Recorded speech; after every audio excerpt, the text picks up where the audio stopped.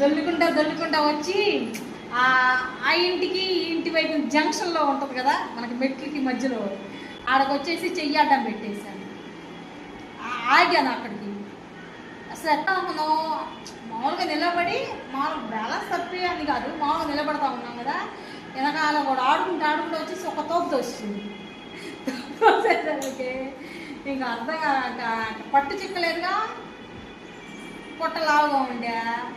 దాని నుంచి దొల్లుకుంటే నేనేమనుకున్నాను, కడుపులో బిడ్డ చనిపోయింది, అంత భయం వేసింది.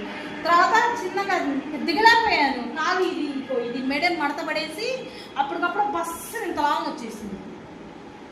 ఇంత లాభం వస్తే పాప నాని భయపడింది, ఇంకా అడుగు తీసి ఇంకా అడుగు వేయలేకపోతున్నాను.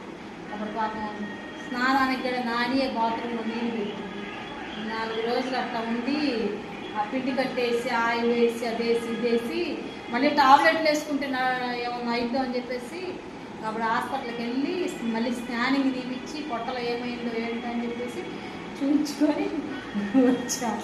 అయిపోయిందా?